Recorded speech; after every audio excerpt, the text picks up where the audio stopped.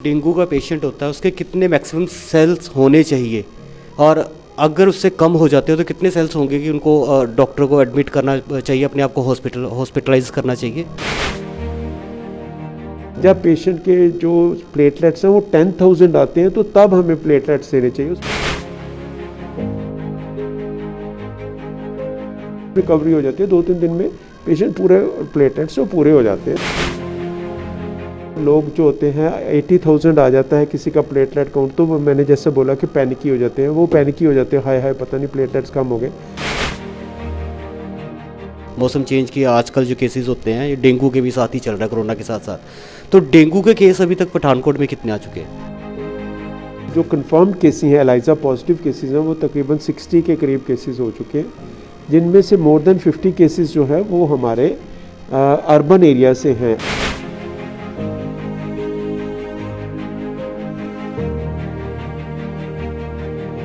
हम लोगों को जागरूक करते हैं कि पानी जो है फ्रेश वाटर अगर कहीं पे खड़ा होता है तो उसको, जैसे टैंक्स हैं, जैसे यूटेंसिल्स हैं, जैसे टायर्स हैं, तो इनको प्लीज़ खड़ा मत होने दीजिए। हफ्ते में एक बार ज़रूर साफ़ कीजिए।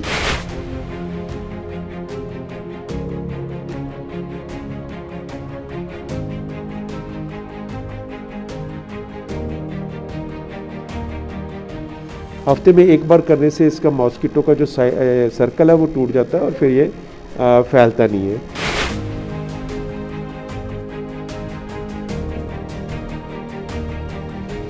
अभी कोरोना के केसेस ऑल ओवर इंडिया, हमारे केसेस जो हैं वो कम हो रहे हैं, लेकिन हमें इसको फिर भी लाइटली नहीं लेना चाहिए। अभी आज की डेट में हमारे पास अबाउट 130 केसेस हैं जो एक्टिव हैं, लेकिन हमें लाइटली नहीं लेना चाहिए क्योंकि सेकेंड वेव आने के पूरे चांसेस है जो 1-2 महीने में आएगी।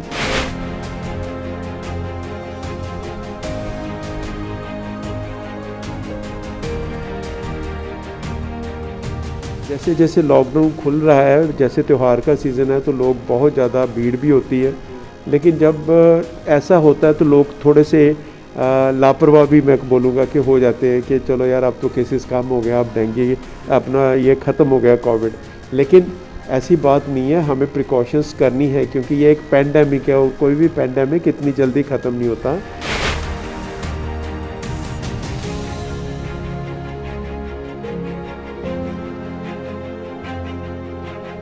जैसे यूरोप में सेकेंड वेव चली शुरू हो गई है और काफ़ी केसेस अभी रिपोर्ट होने शुरू हो गए हैं दोबारा से, सो ऐसे हम भी एक्सपेक्ट कर रहे हैं कि अगले 2 महीने में दोबारा वेव आ सकती है।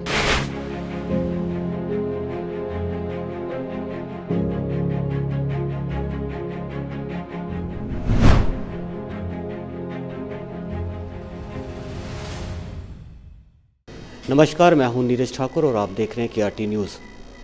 यह मार्च महीने से लेकर आज तक लोग कोरोना से दहशत में है।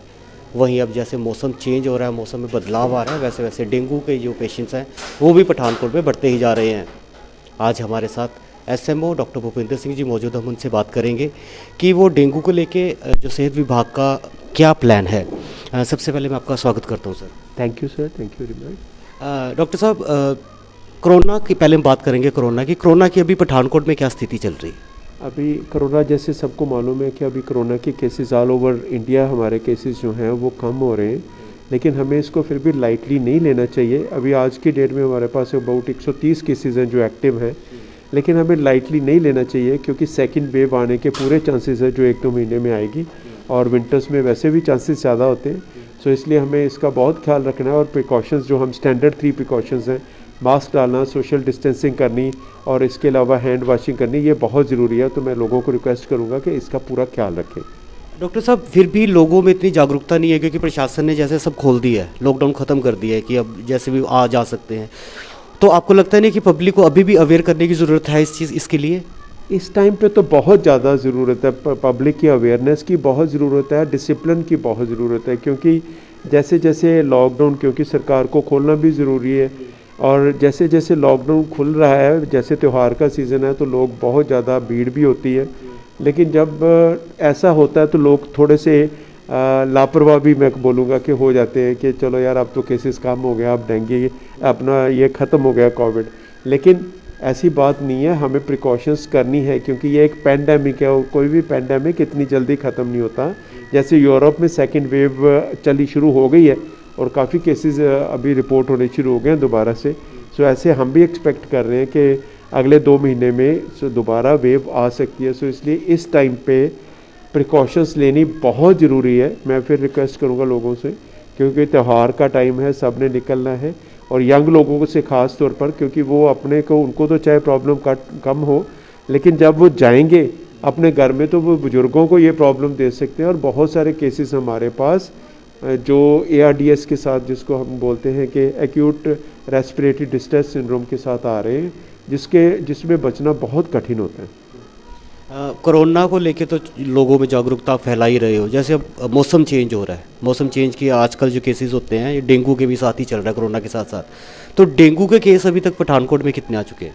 अभी हमारे पास आज तक जो कंफर्म्ड केसेस हैं, एलाइजा पॉजिटिव केसेस हैं, वो तकरीबन 60 के करीब केसेस हो चुके हैं, जिनमें से मोर देन 50 केसेस जो है वो हमारे अर्बन एरिया से हैं। और डेंगू जैसे कि सबको मालूम है कि अभी दिसंबर तक ये भी साथ साथ में चलेगा। सो इसलिए हमें प्रिकॉशंस लेनी बहुत ज़रूरी है। जो हम एंटी मॉस्किटो जो मेजर्स हैं वो कहते हैं, जैसे फॉगिंग हम कॉरपोरेशन के साथ मिलकर, हमारा हेल्थ डिपार्टमेंट जगह जगह पे फॉगिंग करवा रहा है। और इसके अलावा हम लोगों को जागरूक करते हैं कि पानी जो है, फ्रेश वाटर अगर कहीं पे खड़ा होता है तो उसको, जैसे टैंक्स हैं, जैसे यूटेंसिल्स हैं, जैसे टायर्स हैं, तो इनको प्लीज़ खड़ा मत होने दीजिए। हफ्ते में एक बार ज़रूर साफ़ कीजिए, ड्राई करिए, ड्राई करने के बाद फिर उसको छोड़ दीजिए या उसमें पानी भर लीजिए।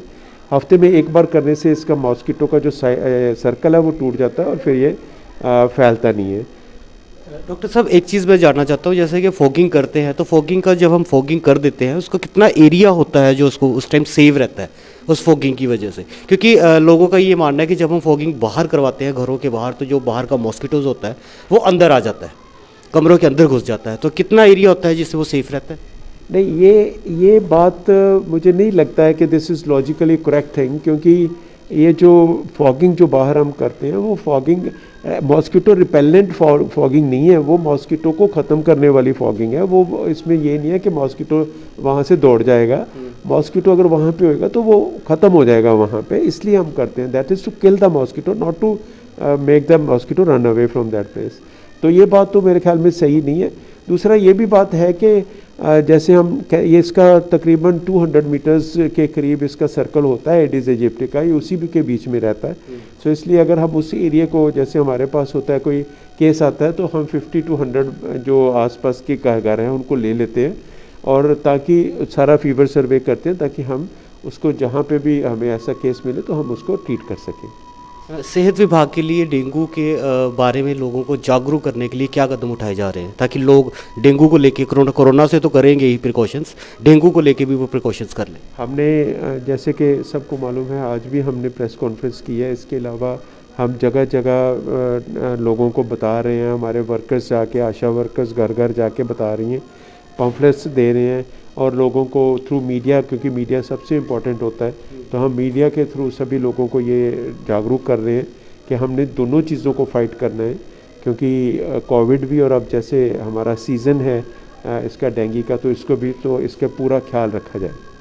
अगर कोई पेशेंट सर आ जाता है हॉस्पिटल में, तो सेहत विभाग की तरफ से उनके लिए, उनके इलाज के लिए, उपचार के लिए क्या कदम ऐसे उठाए जा रहे हैं जो बिल्कुल सेफ़ रहें उनके लिए? हमारे पास 8 बेडेड डेंगू वार्ड है। उसके अलावा हमारे पास प्लेटलेट्स की कोई प्रॉब्लम नहीं है। हमारे पास प्लेटलेट्स 24 घंटे अवेलेबल होते हैं, और सबसे अच्छी बात यह है कि हम फ्री ऑफ कॉस्ट सारा करते हैं। जो हमारे पास पेशेंट एडमिट होएगा, हम उसको फ्री ऑफ कॉस्ट जरूर इसकी ट्रीटमेंट करेंगे। मेरी लोगों से ये रिक्वेस्ट है कि पैनिकी ना हो। अगर कोई प्रॉब्लम होती है तो अपने टेस्ट कराएं, और टेस्ट कराने के बाद अगर कोई प्रॉब्लम आती है तो हमें कंसल्ट करें। जिस पेशेंट को ज़रूरत होगी हम उसको एडमिट करके प्लेटलेट्स जरूर देंगे। सर, अब एक डेंगू का पेशेंट होता है, उसके कितने मैक्सिमम सेल्स होने चाहिए, और अगर उससे कम हो जाते हो तो कितने सेल्स होंगे कि उनको डॉक्टर को एडमिट करना चाहिए, अपने आप को हॉस्पिटलाइज करना चाहिए? ये एक बहुत ही इम्पॉर्टेंट और बहुत ही अच्छा क्वेश्चन आपने पुट किया है, क्योंकि ये बड़ा, लोग जो होते हैं 80,000 आ जाता है किसी का प्लेटलेट काउंट, तो मैंने जैसे बोला कि पैनिकी हो जाते हैं, वो पैनिकी हो जाते हैं, हाय पता नहीं प्लेटलेट्स कम हो गए।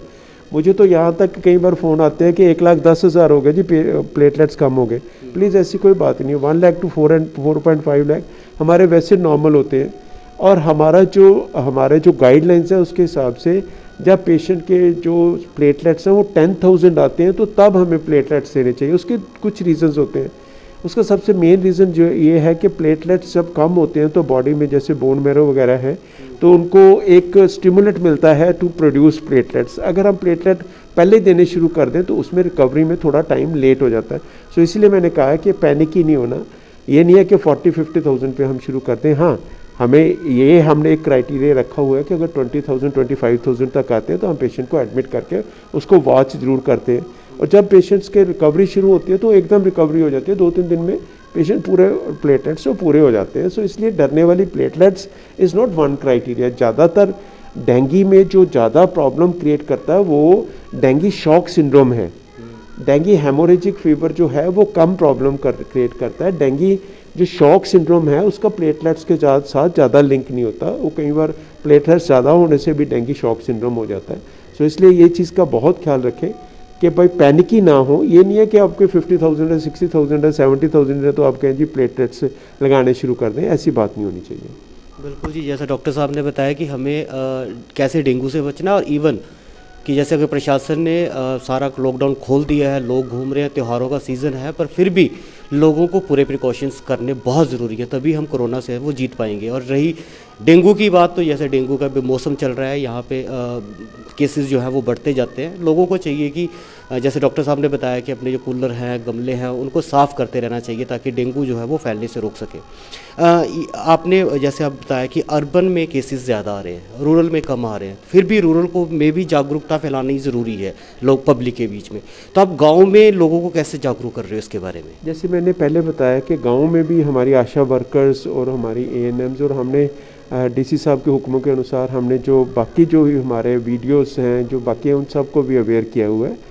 ये नहीं है कि रूरल में अगर काम है तो हम उनको अवेयर नहीं करेंगे, वो भी उतने ही इंपॉर्टेंट हैं। सो हम उधर भी पूरी अवेयरनेस कर रहे हैं क्योंकि डेंगू जो क्लोज सर्किट में होता है इसलिए डेंस पॉपुलेशन में होता है। सो इसलिए अर्बन में ज़्यादा चांसेस होते हैं। हमें जैसे डॉक्टर साहब ने बताया कि हमें प्रिकॉशंस लेने चाहिए डेंगू से भी बचने के लिए और कोरोना से बचने के लिए, तभी हम दोनों जो बीमारियां जो आती हैं मौसम के साथ आई हैं जो, और महामारी जो फैली है, उससे बचाव कर सकते हैं। आशा है मुझे जो डॉक्टर साहब ने आपको जानकारी दी है वो आपकी बिल्कुल काम आएगी, और इसको प्रिकॉशंस को साथ लेके ज़रूर चलें। मैं नीरज ठाकुर, कैमरामैन नितिन सैनी के साथ KRT न्यूज़, पठानकोट।